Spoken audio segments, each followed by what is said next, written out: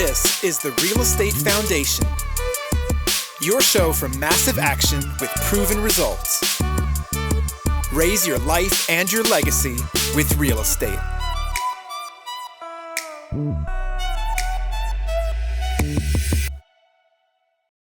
Are you ready to take your multifamily game to the next level? Well, you need to join us October 12th, Saturday, October 12th, for our one-day multifamily foundation workshop. We're going to bring it to you live. We got a list of 15 speakers that are going to go through the process of everything it takes to get your mind right, get the deal right, learn the terms, understand the markets, learn how to find the deals, learn how to underwrite the deals, learn how to put your team together, everything from property managers to brokers to insurance companies. Beyond that, what's the proper way to raise funds for a deal and how to close a deal and what to do after you take over a deal. So it's going to be a huge event. It's going to be awesome for you to join us. Got a great space. It's going to be here in New Jersey, in Springfield, New Jersey. Of course, it's going to be a one-day event, but we got everything packed in from 8 a.m. to 7 p.m. Right now, if you put in the code workshop, you're going to get a special discount. And again, that code is workshop. You need to go to multifamilyfoundationworkshop.com. Again, www.multifamilyfoundationworkshop.com, and go fast because we've sold a ton of tickets for this. I actually was able to get a bigger room, but that's filling up quickly as well. So again, www.multifamilyfoundationworkshop.com, put in the code workshop. There we go. Got that down. And look forward to seeing you so we can all take massive action together.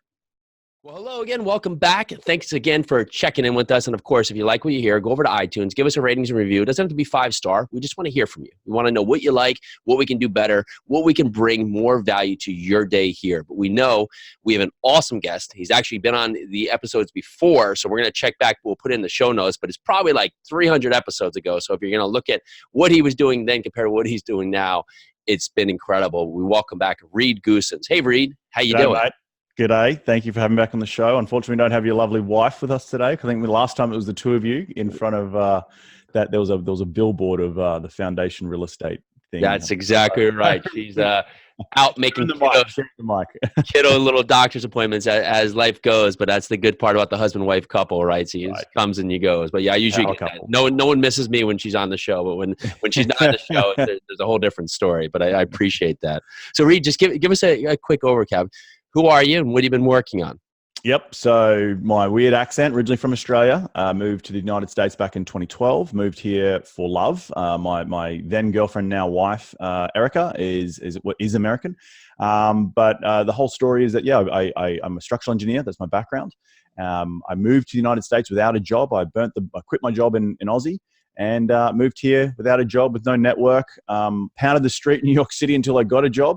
And then bought my first deal 6 months after getting fresh off the boat, because the barriers to entry here in the United States are a lot different to they are in Australia. And a book that really helped me grow as an entrepreneur was Rich Dad Poor Dad. And when I first moved here, I was just like, wow, you can buy a property for $50,000 and it can cash flow $700 a month. This was back in 2012, and since then, gone on, I've flipped a few houses, have subsequently left my day job. I transitioned into being an owner's rep at a larger development firm in Los Angeles. So spent 3 years doing that. When I moved to learn essentially the ropes of the big dogs in the real estate development world, whilst also doing my own syndication on the side. And I've now gone full-time for the last couple of years with Wildhorn Capital, with my business partner, Andrew Campbell. And we currently have, at the end of the month, we'll have 1,600 units under management. It's about $150 million worth of US multifamily, and achieved financial freedom along the way. Finally got my green card. So there's all these, the whole story, the whole shtick is, I moved halfway across the world in 2012, and 7 years later, I've achieved financial freedom and control over 150 million. And it's not to impress; it's just more to inspire. And if I can come here with no funds, no network, I didn't go to school here, didn't have a family here, and if I can make it happen, then so can the average Joe, and they can get off the fence and get out there and get going. So that's a little bit of the elevator pitch of my story and background. And I love that. And so you're going to have my bulldog in the background. He's finding food out there, but that's podcast life. But in that said, I love the story, right? And it just goes to show that you went there. Like, when you even talk about your job, right? You just went out there and you just pounded the streets, you found a job. And then you got after and you said, okay, it's not for me. So let me find the next step that basically puts me in where I want to be. And now having access to real estate in a different light than you did while you were in Australia. So you said, I'm going to capitalize on it. And you've continued to do that. And that just speaks a lot to, well, of course, yourself, but what is available here in America. And we sometimes take that for granted, especially if you live here. So in your opportunities here, you've grown from, starting out, you said you were flipping homes to 1,600 units. And it sounds just mind blowing to people, right? If someone's trying to do their first deal, listen on the podcast, but it was done in stages. And now you've grown this evolution where you're going from 100-unit properties to 200-300 unit deals now. What has been some of the hurdles that you feel you faced making the huge transition to some of the larger properties you're doing today? Yeah, so the big transition was in and around the mindset of the power of OPM and other people's money, and how do I go out there and effectively use a platform like podcasting or get my message out there. Because when I first moved to the United States, I struggled back in 2012. There was a lot of issues that I had to go through. I didn't even know what credit was. What the hell is an LLC? The banks wouldn't lend to me when I first moved here. So I had a bit of a story to tell. It was a cool story that I just moved, burnt the boats, quit my job in Australia, my very well-paying engineering job, and moved halfway across the world for love. I had something to say. So when I first went out there and started raising capital, it was about trying to build a foundation of investors, who want to listen. And really, I niched into my expertise, which was really talking to international investors about the benefits of investing here. So I started my own podcast, Investing in the US. I niched and just only spoke to international investors, but then I pivoted over the last 4 years since starting that show. And now to speak to businesses and CEOs and startups and all that sort of stuff. And through that, I was able to attract more capital. Through that, I was able to go out and co-sponsor other deals. And then through that, I was able to go and branch off and do my own deals as the lead syndicator. So it's easier said than done, and there's a lot of hard work. There was a lot of times where I was juggling a full-time job with grinding on the weekend, and it took took tolls on my life and my personal life. But I've got there in the end, and really it just was. There's no special sauce. It was just like trying to find a mentor. Found that mentor. Started the podcast. Started getting a reach. Started being consistent with my message, and then over time it just slowly snowballs. And people hear the snowball effect and they think, oh geez, that's a load of BS. But it truly is, it does come true. Like, you think for the longest period of time, there's nothing happening. You're just sort of digging away, you're chipping away, and you think this is never going to freaking work.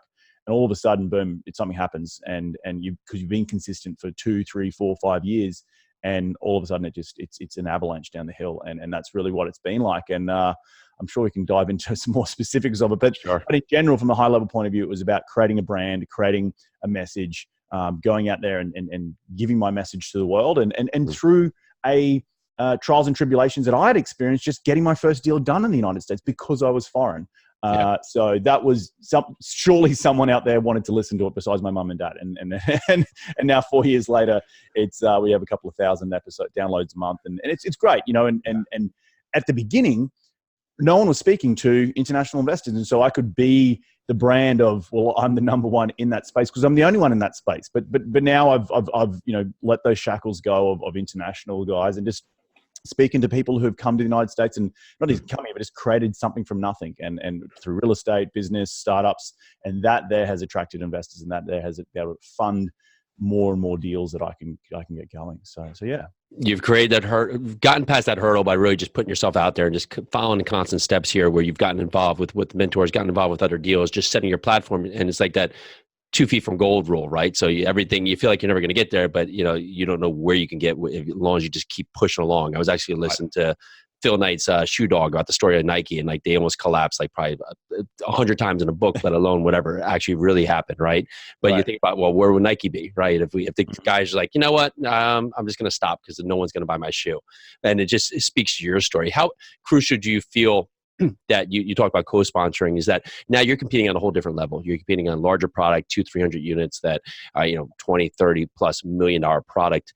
How crucial was the co-sponsoring for larger assets with someone to your, and I'm not going to have a great way to say it, but being taken seriously, buying this large product today and coming out in the process you're doing? How involved is that? It definitely helped it probably more helped on the sticking to your lane, if that makes sense. So when you're trying to start in this business of large multifamily, like there's a lot of pieces to it. There's the underwriting, there's the finding deals, there's a debt, there's an investor part of it. If you can go and co-sponsor or partner up with someone who's done it before successfully, you can ride on their coattails from a credibility point of view, and that is how you get trust with your investors in the conversations in which you're having. And so that definitely leapfrogged me. I could just focus on raising the capital in the early stages to then, over a period of time, over a number of deals, you build up that track record, quote unquote track record, and then you can go out and start doing deals on your own. Because ultimately, the way that I'm built is just like, I didn't want to just be a co-sponsor and play second fiddle to someone for forever. It was a stepping stone to be my own sponsor, to be my own syndicator, to run my own company. But I needed that sort of apprenticeship, so to speak, with a mentor to who can guide me down the road. And that was in 2013 when I got the mentor. It was a real I was looking at my own portfolio, and I had a couple of small duplexes and triplexes. I think I flipped a house. I was still working full time. I hadn't really achieved financial freedom, but I knew I needed to up my game, and I was using all my own money, and I had to sort of go out there and brand myself and attract other investors through podcasting, through that sort of stuff, in order to show them the awesome opportunities that exist here in the United States. And that was the real driving point to changing my mindset about, well, hang on, I need to, like Google and Facebook and Nike, probably they do. Founders aren't just sitting on a pile of cash. They need to go out and leverage other people's money in order to scale their business. So yeah. And so moving into this larger product, and how did you position yourself when you were going out on your own? Well, you partnered up with Wildhorn, but how did you position your company now when you were standalone doing your own deals with the broker network, or just really being able to have access to the product you were looking for? Yeah, so that was a really interesting transition, and working with my mentor on a few deals. One of the guys in that group had really good broker relationships, and so when I went out on my own, it was like I needed someone who, I was trying to chase 50, 60 unit deals in Texas, and I was living in Los Angeles. I needed someone on the ground who was, able and knew the brokers and could shake the tree and see what apples fell off it or what lemons, and can we go make lemonade out of it, or are we going to get a sour fruit juice? Yeah. So really, I had the system set up with a couple of analysts who were working for me.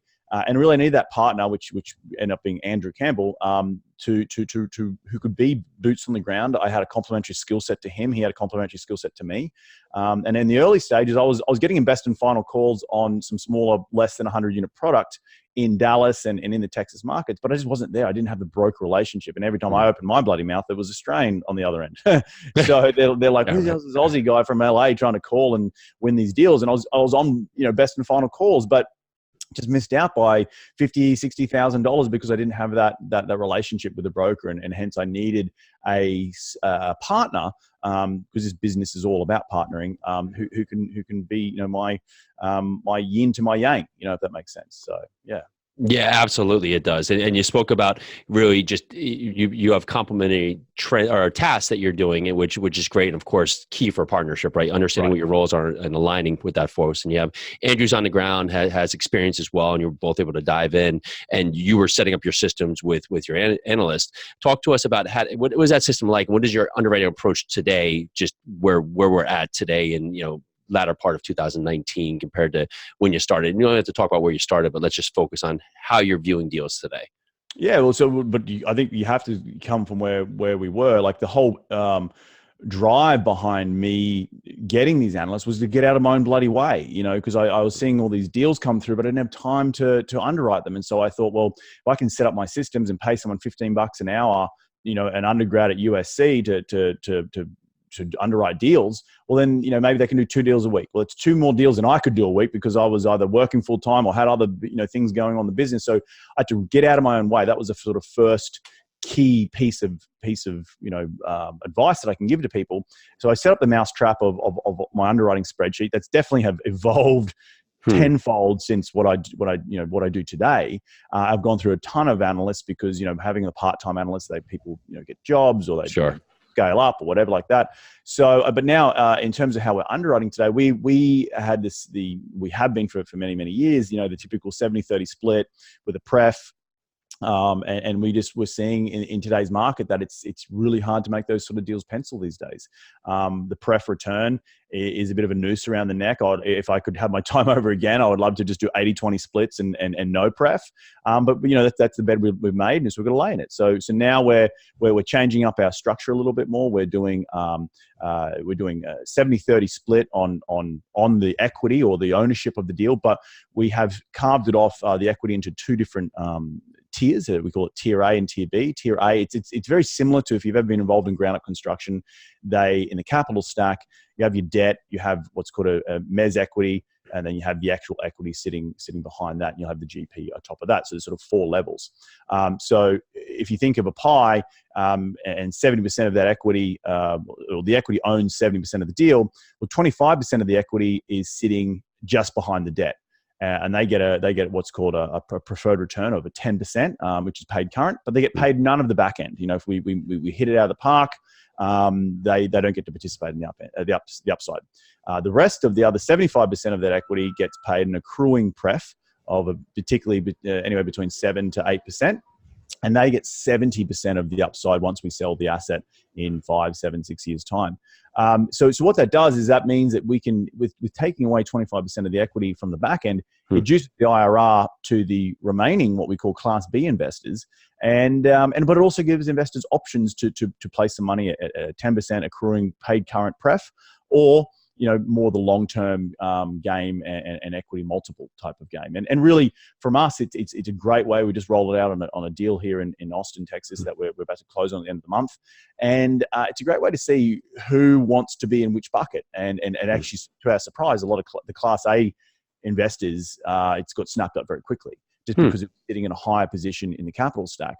But from my point of view, it's like, well, let's focus more on the Class B guys, because they're the guys who've got that more long-term horizon. And in today's market, a lot of people have made a ton of money in multifamily since the crash and doubled or tripled their money in like less than 5 years. Now we're in a market where you may double your money in 8 years.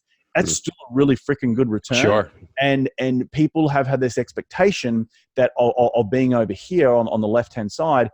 But now we're sort of coming more of a plateau. And where I'm from in Australia, if you double your money in 10 years, that's a really good return. And no one's expecting any better than that. So the fact that we've had investing environments here in the United States since the last recession, where people have made a ton of money in a very short period of time, means that you have to go and readjust investors' expectations. And that's why we would focus more on the Class B investors for that next deal to say, oh, hey, look, there's not much cash flow out of the gate here, but over an 8-year hold, you're going to make a 2.5x on your money or something like that. So amazing. Yeah, it was going to be part of my question is how did you re-engage with, of course, current investors and talking about the different landscape coming across? But let's lead that into your book, because I don't want to pass by that. You got an awesome book coming out. It's and you actually it's a prequel to another book. So talk to us about the book, and then if we have time, we could jump into the 7 steps, the 7 Ps, which would be great. Yeah, so new book out. If anyone's looking, it's called 10,000 Miles to the American Dream. It started 3 or 4 years ago when I had started the podcast. I'd started interviewing a couple of Australians who are living here in the United States, and I was introduced to more Aussies. And really through just the fact of being lonely, I sat down one day and I wrote an email to these 8 other blokes, and I was like, hey guys, you don't know each other, but I've interviewed you, or I know someone's introduced me, and look, we're all Australians. We all made the pilgrimage over here. We've all got successful real estate businesses or trying to build one. We should start a monthly call, a monthly mastermind group. It's not paid. It's just, let's just get on the call and bounce ideas around. And that was 3.5 years ago. We met up in San Diego. We had sort of an agreement that would meet up once a year. The second year we met up in San Antonio, and that's really where it was like, look, let's write a book. We've got a story. We can all write a different chapter. We've all got different backgrounds. We've got a guy who's involved in the book who writes a chapter about real estate technology. He moved out to San Francisco, Silicon Valley from Australia to start a real estate technology firm that was listed on the Australian stock market for many, many years. We've got another guy who's in hotel investing. We've got another gentleman who's in mobile home park investing. I've got my chapter, which is all about raising capital like a pro. So it was just really a cool way of bringing everyone together. The book launched on July 4th, and awesome. we're I was just in Asheville, North Carolina one of the boys lives there. So we started the book tour out there. And it's just been an awesome little journey and something that really started from nothing. It was just like, it started from a point of view of being an entrepreneur can be lonely. Why not surround yourself with other expats who are in Australian? We have similar jokes. We talk about similar sports. So it was just a way of just being surrounded by some awesome Aussie blokes and really, to up my game. And from there, we've created this awesome book. So awesome. Yeah. Where can you find the book? On Amazon. You can also go to my website at reedgoossens.com and you can grab a book. So if anyone is listening, we do want the reviews. So please jump online and I think it's only like $15 or $16. And Sweet. Sweet. Awesome. And you're working now, putting together your next book here. There's going to be 7 principles involved. You want to give us the high level, because of course we want to read the book, but why don't you give us the high level, what the 7 P's represent? It's actually 6 P's. 6 P's. It started off with, I would say the next P would be patience for us waiting for it to come out. I'm sure it's not in there. So I actually wrote an ebook a couple of years back, and you can download it on my website. It's called the 4P Rule, and it was just about my view of how people in real estate have been able to go from nothing to start raising a ton of capital.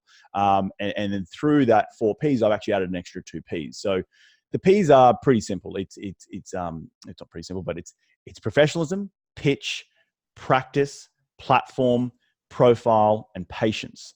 And really, it's about, so the first P, professionalism, is really about, like, people are not born with 10, 15 years of real estate experience, but they've come from a background. And where people sitting out there today, like, oh, no, I can't do what you do because you've got all this experience. Like, well, I came from nothing as well, but sure. I came from a structural engineering background. I knew how to run meetings. I had, really good interpersonal skills. I had really good analytical skills. So you've got to think when starting in this world, you have skill sets from wherever you've come from. Even if you're a tradie or you just you're a mechanic, you've got some skills there that can be valuable.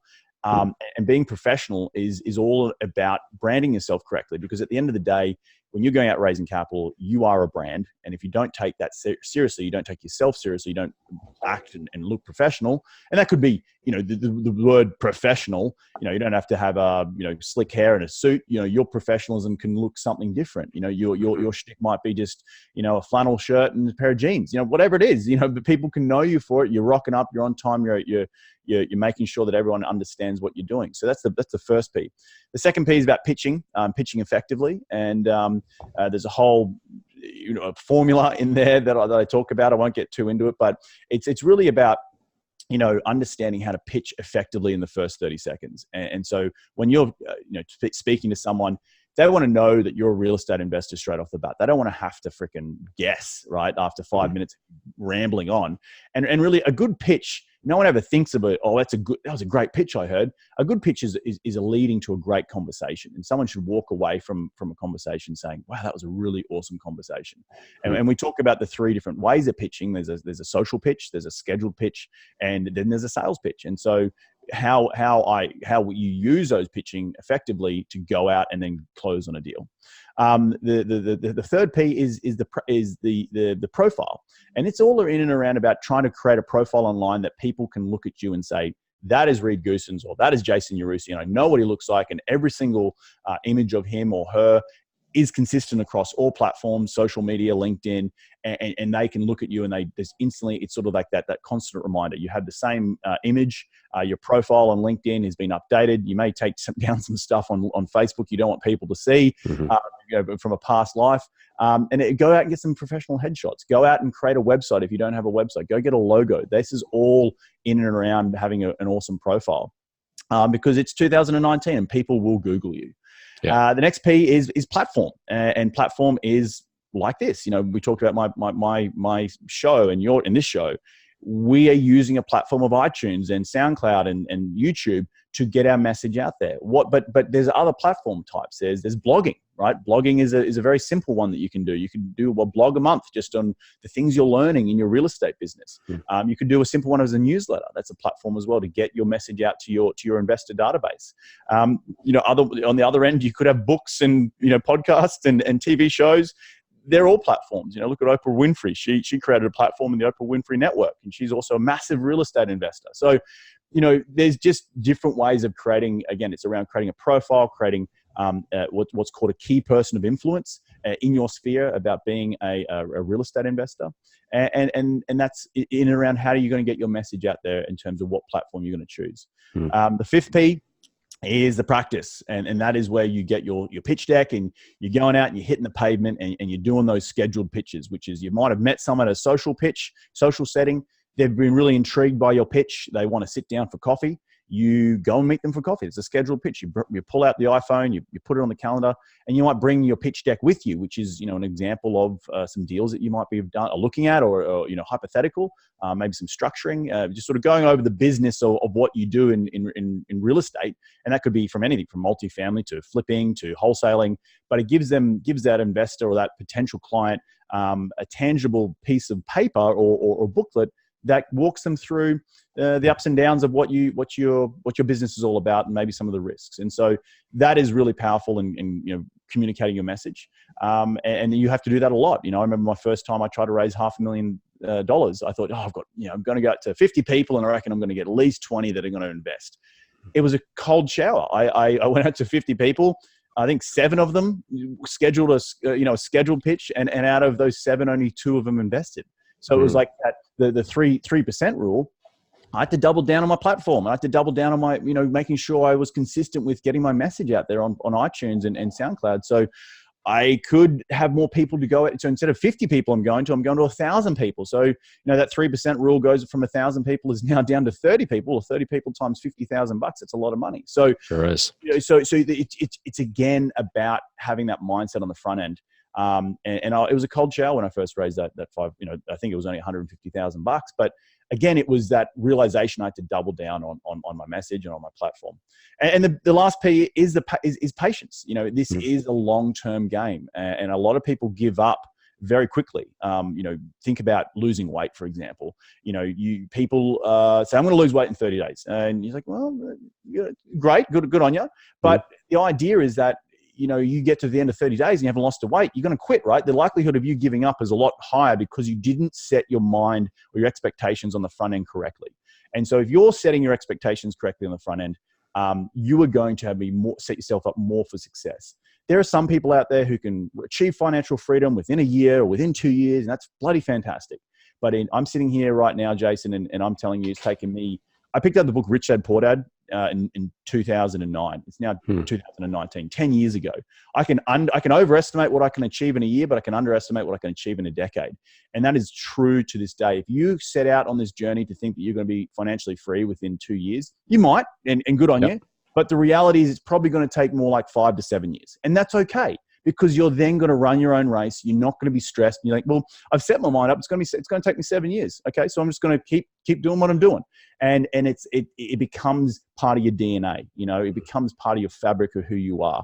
And being an entrepreneur, you need to live, breathe, and dream being an entrepreneur, being a business owner. And so that's where the patience comes in. So professionalism, pitch, profile, platform, practice, and patience. The 6 Ps are all in. It's in the book 10,000 Miles to the American Dream. Yeah, I love it. And it's everything you said, like your profile has just got to be consistent, because if you think people aren't going to Google you before they show up and meet you, that's pretty much, think about the reach you have with social media now. So ideally, if you're there with a beer hat on with 2 beers and some picture of that, because people are going to look at consistency, because if they're going to value you and value your opinion and value who you are and value what you could potentially do to help them achieve the goals they have investing in other, well, they want to know that when you say, I'm going to show up, I'm going to do something, that's the consistent person you're going to get. And we've done that across our profiles. And we're, of course, focused on real estate, family, fitness. And that really represents a lot of it. And really just the point of stopping. I like that the fitness part is that, it's almost like that misnomer. You want to lose weight in 30 days, you put this number in mind, but you don't realize that,